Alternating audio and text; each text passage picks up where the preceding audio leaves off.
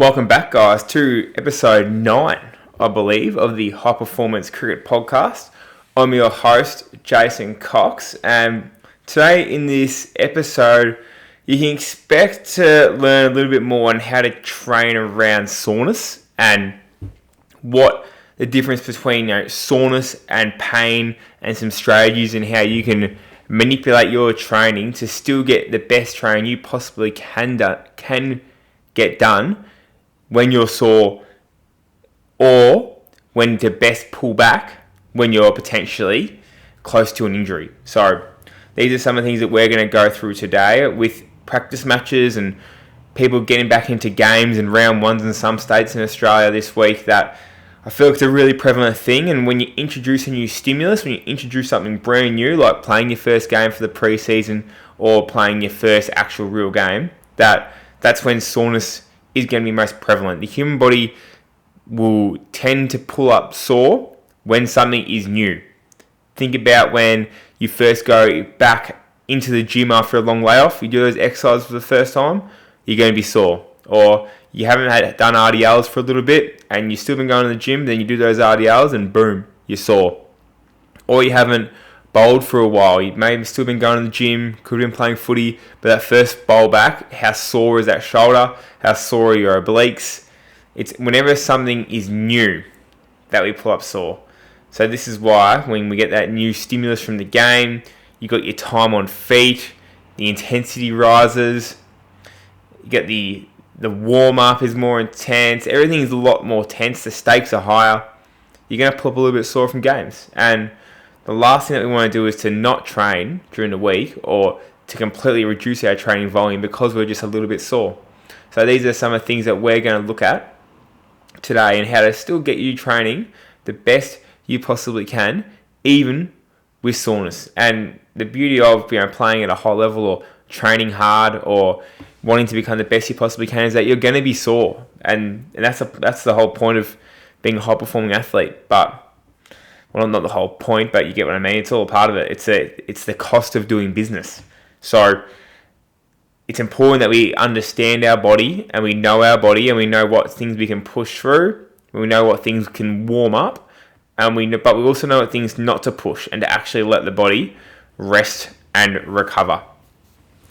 Some other things that we look at getting into is answering some Q&As, how to manage workloads, how to rehab an injury and sort of the ways I go about rehabbing injury. So this is something you might take away if you're pulling up sore as well, and some ways how to get yourself back from there, and also some other questions that's revolving around that as well. But in terms of a bit of what's been going on this last week for me, last week I was chatting about heading down to the local footy grand final, and God, it was cold last Saturday. For those in Melbourne or in Victoria, gee whiz, never been so cold in my life. I reckon it would have been about 3 o'clock in the arvo, standing outside in front of the bar on the far wing at Garfield. God, freezing.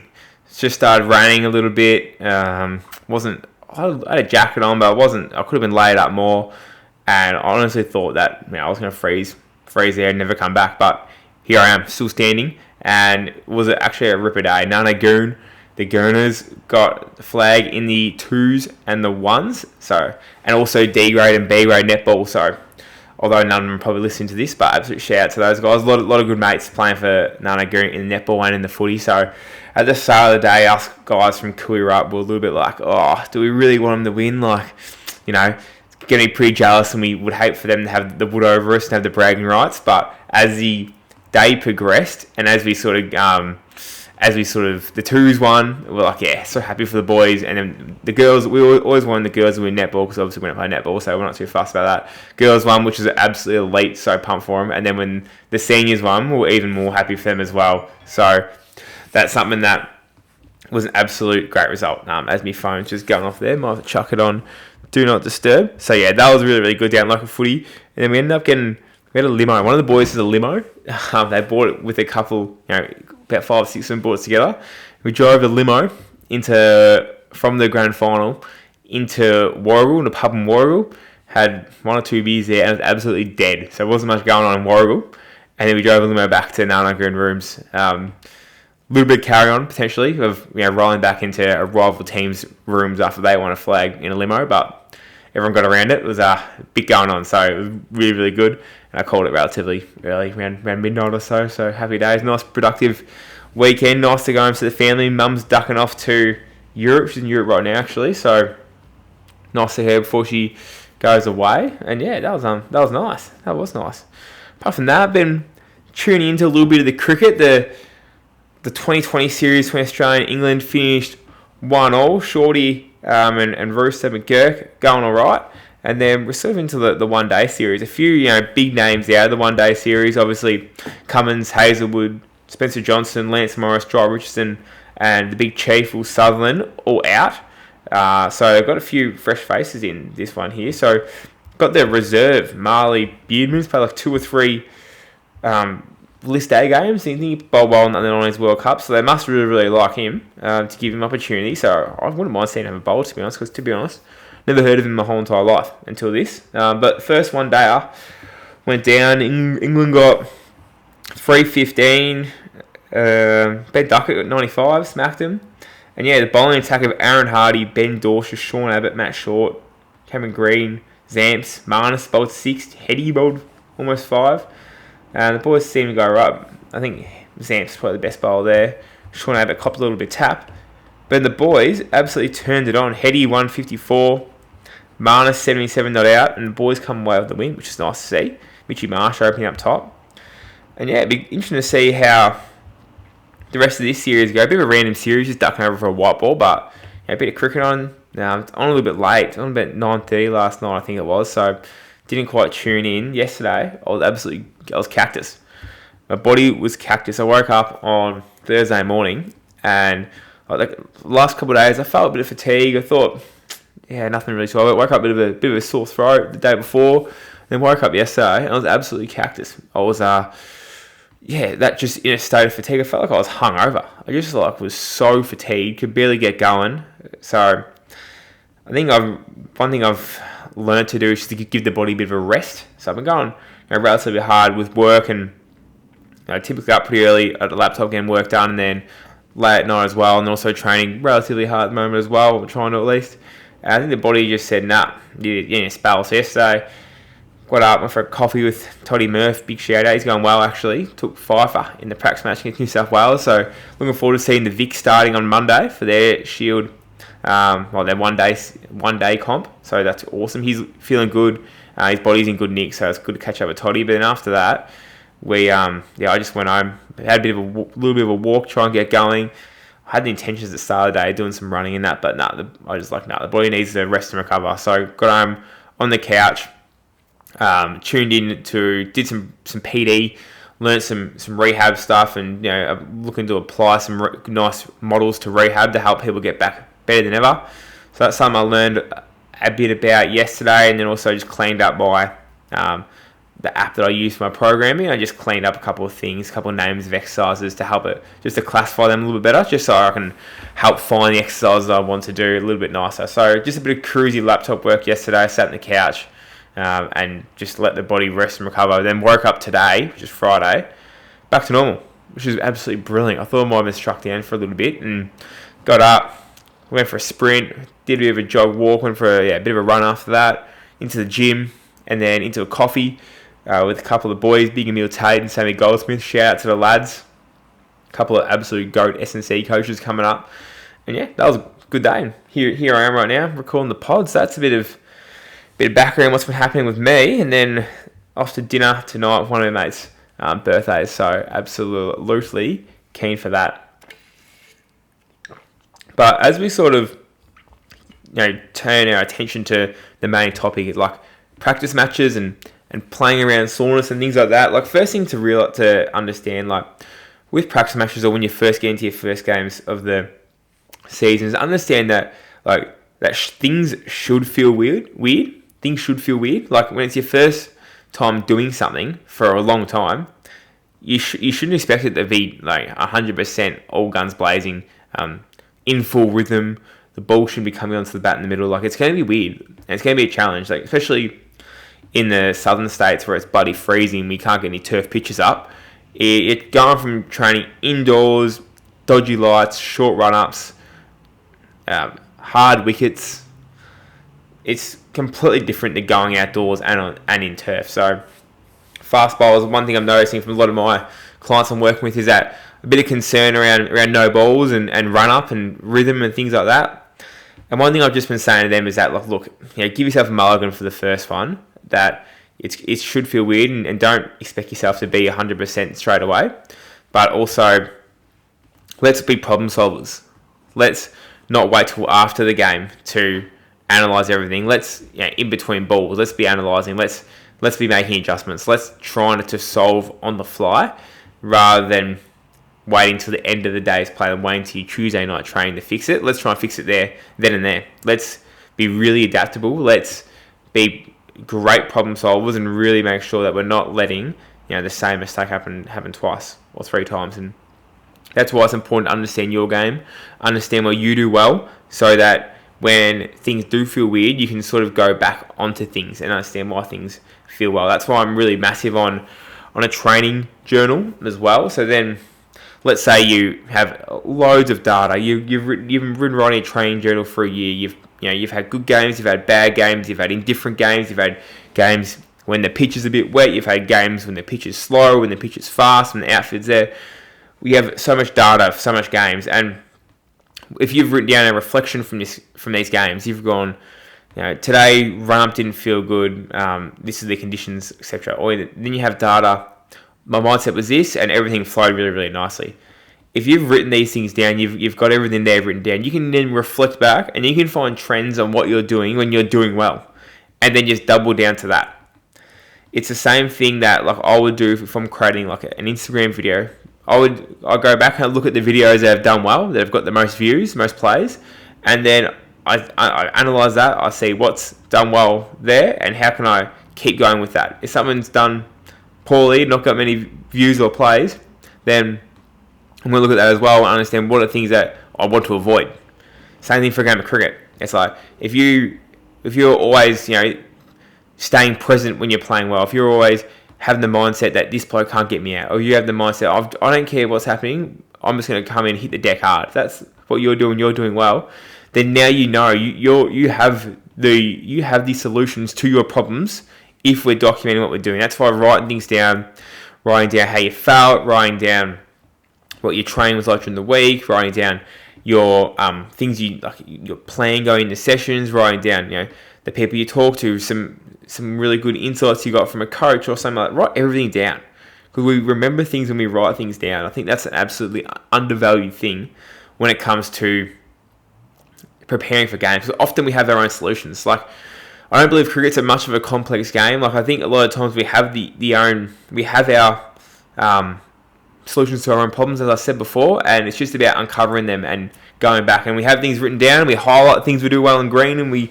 maybe can highlight things that we don't like doing in red, and it makes it easier to go out and find things, and then we can find trends. And you might catch yourself slipping back into some bad habits that you've identified from a year ago, and you're like, no, I can't afford to do that. Let's focus on this instead.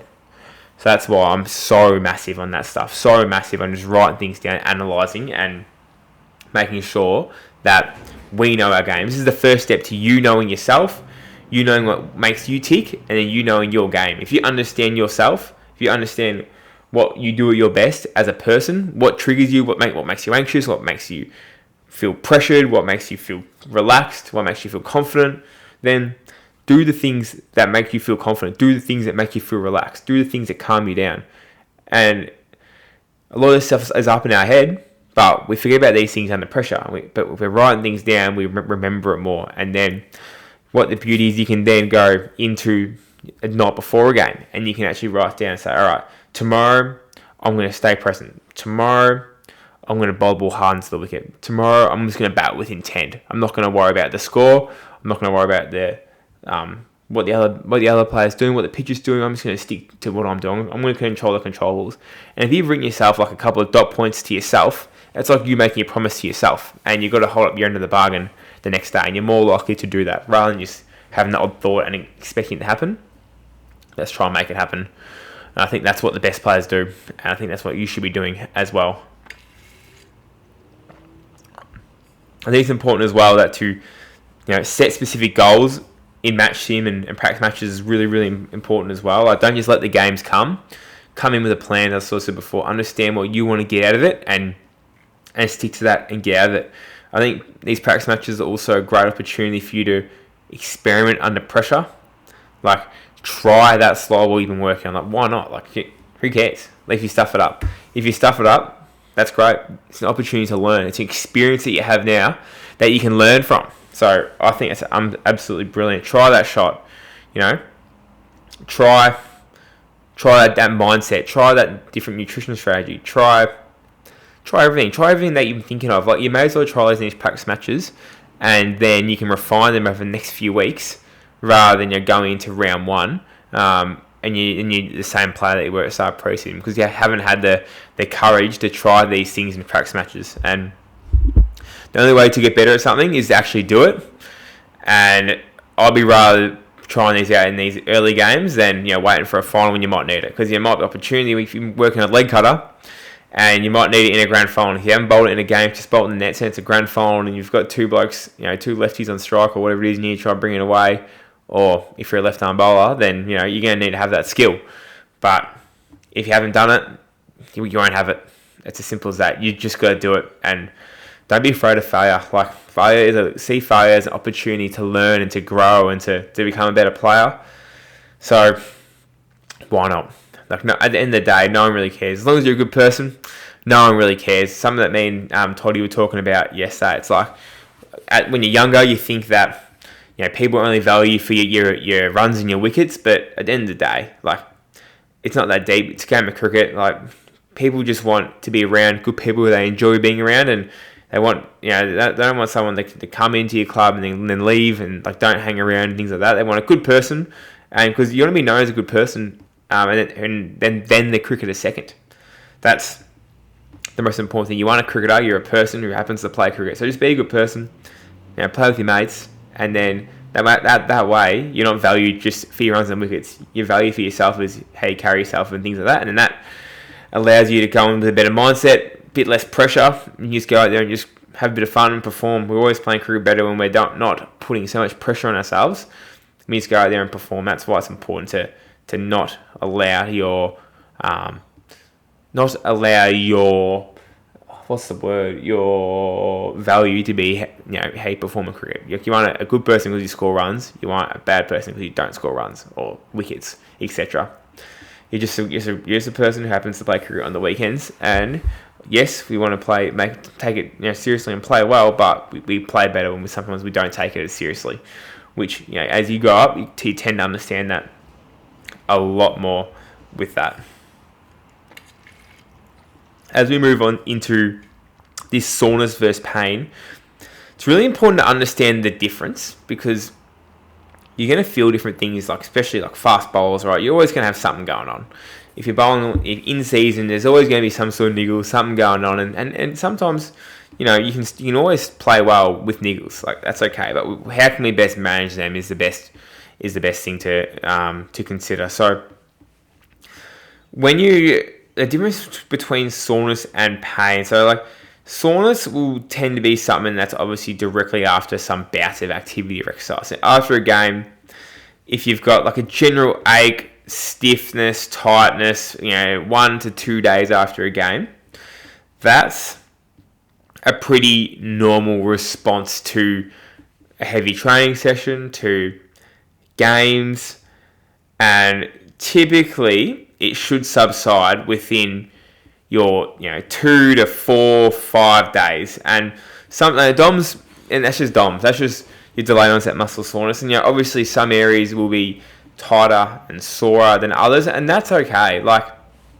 if your hips are pulling up a bit sore, or your hamstring or something like that, it's probably just a sign that there's a bit of a weakness in the chain there, whether you're overloading that area because of your mechanics of bowling, running, change direction, etc. Maybe you might have an inefficient technique that's causing you to overload those certain tissues, or they might not just have the work capacity as the other tissues, and they're the ones that are being left behind a little bit because they're just a little bit weak or not quite as conditioned as the other ones there. So that's just an opportunity there where you might need to balance your workload a little bit, maybe do less of the thing on the Tuesday night that's making you sore. Let's say bowling, for example, you might have a lighter night bowling, and then introduce some more strength work to that area so we can build up that work capacity as well. Contrast to that, things that are more pain, things that are a bit more dangerous, I suppose. I think a nice way I think about these things is like, does it feel like awareness or does it feel like danger? And if things that are more dangerous is something that's more sharp, something that's a bit more localized. So let's say, rather than it's like, the whole muscle is like the whole hammy is just tight. Things like, it's like one spot in the hammy is like, oh yeah, it's really, really sore. Or there's a part on your lower back that's like really, really sore on the bone. That's something, and it's a bit more persistent. That's something that it could be sign of more of an injury. Especially if it lingers like for more than like 3 days after the game or training, and it like limits your movement. So let's say you're walking with a limp, or you're hurts to sit, or there's some swelling, or there's like a real mobility restriction. Even when you have like that feeling of tightness in your hamstrings and that, like typically after a bit of a warm up, you can get that going and it feels good. But if there's like an actual guarding happening, like your body's not allowing you to move into that range of motion, or there's a limp or something like that, then that could be an indication of something a little bit more serious. And you shouldn't push into that type of pain. I'll be recommending to go and speak to a professional, like a physio or an osteo or something like that. That's sort of the difference there. When it's just general ache, stiffness, tightness, you can sort of push through that a little bit. That's more like your awareness. And often I find if it's muscular tightness and things of that nature, that you can typically like warm up and feel good. That's why I recommend light aerobic activity in the day or two after a game to enhance recovery. That's why I find that really, really important, because typically when we're stiff and tight, the worst thing we can do is just to sit around and just do nothing. That's when we'll stiffen up, and we often will feel like we'll never ever feel good again. But that's why getting moving, whether it's going for a walk, a swim, bit of time on the bike, or the rower, or a ski erg, or something that you like to do for 20 minutes, 30 minutes of really, really low activity, just get some blood flow to the area. If that can do wonders to just reducing that soreness feeling. Follow that up with some targeted mobility work to actually, if we are tight, to get that mobility and that range of motion back. If we're spending 20 minutes on a bike, going for a walk, and then having a 15-20 minute stretch, typically 99% of the time you're going to feel $1,000,000 better. And that's when you don't feel better after that. That's when it might be something a little bit more serious than that, especially if it's more of a sharper pain. That's the things that you might want to go and see a professional for. In terms of managing like your workload and that around this soreness, like it's important that, number one, that we have done the work beforehand to make sure that we are not pulling up too sore. So someone's had a really good pre-season of bowling, they've bowled 10 weeks, gradually progress their workloads. Going into that first practice match, they're probably going to pull up less sore than somebody who has had a 4-week reload, been inconsistent with their gym, and then go into that first practice match. They're going to be sore. I can almost guarantee it. Younger athletes are more typical to pull up sore than older. And when I say younger, I mean like people who are 18, 19, 20, 21 are more likely to pull up sore than guys that are 24, 25, 26. Ways to sort of, to touch base with yourself and create a bit of a routine could be using like a daily wellness tracker. I feel like those are really, really important. You can ask yourself questions around like, how sore am I out of 10? How motivated do I feel to train? What are my energy levels? Is there any sharp pains? Yes or no? You can rate the first few, from a 1 to 10 or 1 to 5 or whatever you want to do with that. And that could be a nice way to, once again, in that training journal of yours, to write a few questions and answer those out of 10. And that way you have some data. Like you might say I bowled 20 overs and my pain is a 4 out of 10 today, where you saw my lower back. And then the next week, you might bowl 8 overs and you say, my pain's a 1 out of 10 in my lower back. And it's like, cool. So it's probably a response to low. The more bowling that you bowl, the more sore that you get. And that's just good information to have. And if we're not writing this down somewhere, then makes it very, very hard to keep track of. And if you ever get an injury and you have all this stuff written down, then it makes your physio job a whole lot easier when you have all this stuff there. So that's why I think that's so important. When it comes to like recovery as well, like I think that if you can actually set out time to put some recovery in and to make that a priority, I think something underrated is being like an hour off your phone. That's so valuable for like your overall stress level and that, not putting external stresses into your body that's going to help, make you, not help, it's going to hinder your ability to recover the more stressed that we are. So time off your phone, as I said, doing those light aerobic activity, and then also like it's important to have flexibility in your training week and in your workloads. So we can't just set out like our weekly plan to roll out every single week. Like we're going to need to adjust on the fly, and you would naturally do this anyway. But how some professional sporting clubs might do it, sometimes they might have their whole year planned out, whereas you are somebody who's going to, like, how do we know how you're going to feel in 3 months' time after a game? Like we got absolutely no idea. That's why I'm massive on agile periodization, or adjusting to what the athlete is in front of him and gathering all the information we have before they're making a decision. So there's one game you might bowl 20 overs and you might feel shocking the next day. There's sometimes you might bowl 20 overs and you might feel absolutely fine. Human body's so complex. As I spoke about in the last podcast, there's a lot that goes into load, and if you need some more guidance, or you want to be educated a little bit more on that stuff, on what is load, then by all means, please check out the previous podcast. So that's an absolute ripper on how to understand why each human body is different, and why different people respond to the same thing differently. That's really important to just listen to your body and adjust, kind of like what I did as well the other day when I was crook. Like, listen to your body and adjust when need be, and pull back a little bit of intensity or volume. And that's where some of those like fitness watches and that can come in handy, like a Whoop or some of that for your recovery score. Can be a handy number, but I want you to listen to your body first. So what people would do, they'll see their recovery score and they'll say it's low, and they go, I can't train. But like, you might feel fine. So use the data. Be cautious when you use that data, but also, it is there. It can be useful, but just make sure that you listen to your body first, know your body first. That's the most important thing. And then if you are sore from the weekend, have a light night on Tuesday and then push harder on Thursday. I think that is really, really good. I think we've got a few different options. We can adjust your gym as well. Like, what we can do is we can change the range of motion of exercise. Let's say you got full range squats and you're really, really sore. You can actually keep the intensity the same, the weight the same, if not go more, and just shorten the range and squat to a box. That's a nice way to then not to keep the intensity there, but also still get its training stimulus in, but not skip a session. The last thing we want to be doing is skipping sessions, because then we're detraining. We're not being the best player possibly can do. Unless we're in serious amounts of fatigue, then sometimes rest is best.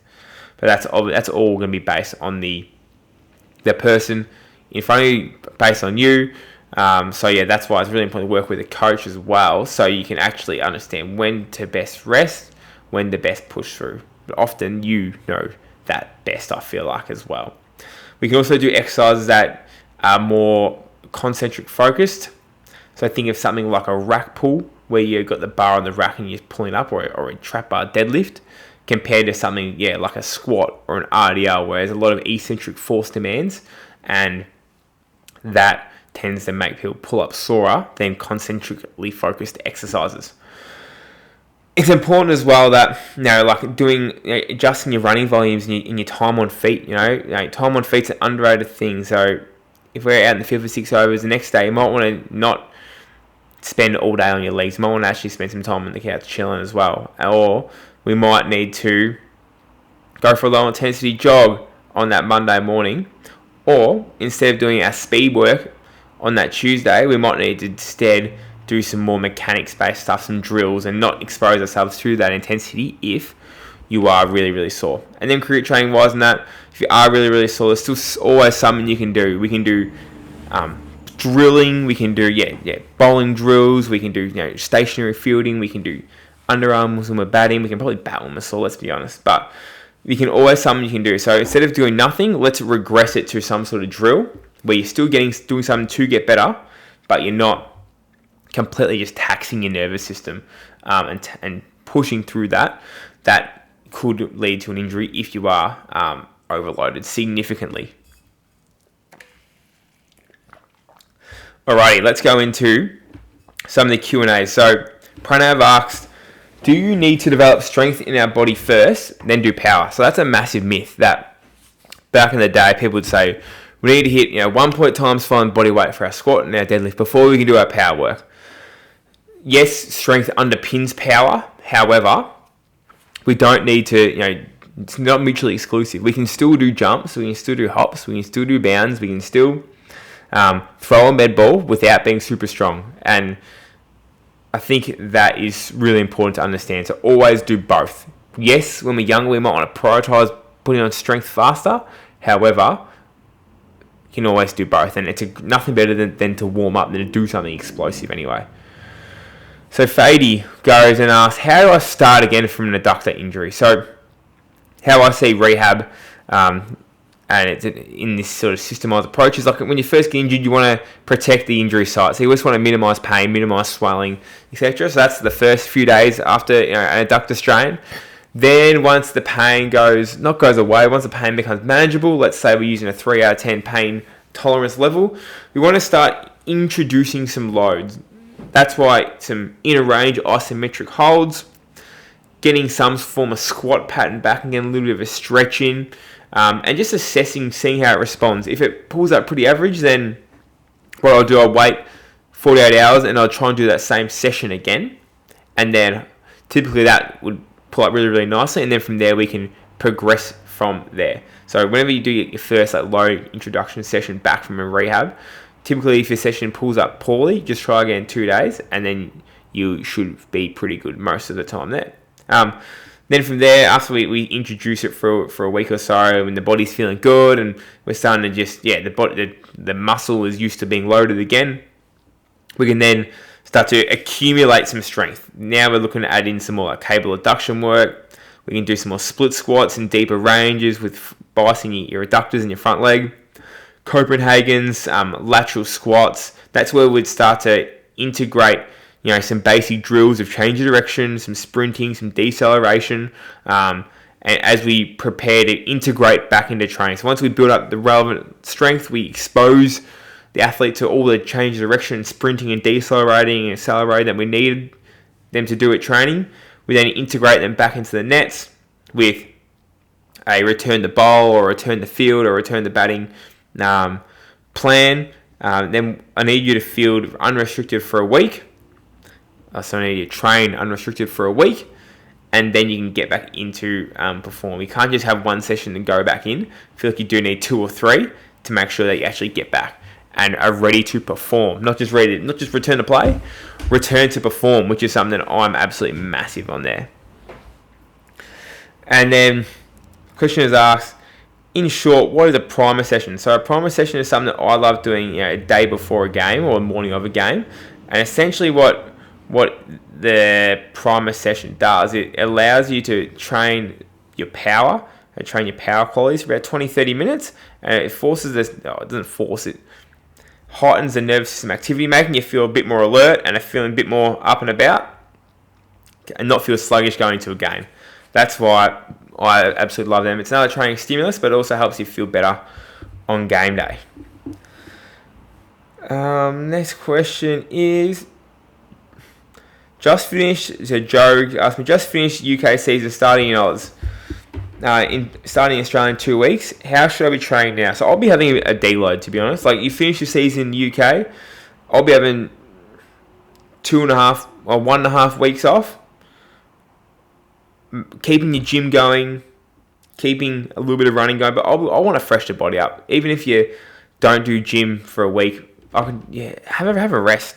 That's what I'd say. If you're going back-to-back seasons, we need the body to rest and recover. So I'll be taking a break for a week and a half, getting back into training for half a week, and then going out and playing your first game in Australia, to be honest. Like, I think especially your fast bowler, time off bowling is really, really important for that workload management side and allowing our spine to sort of to regenerate and recover from a long season of bowling. So yeah, okay, that's the pod today. Hopefully you guys got a little bit out of that and enjoyed that.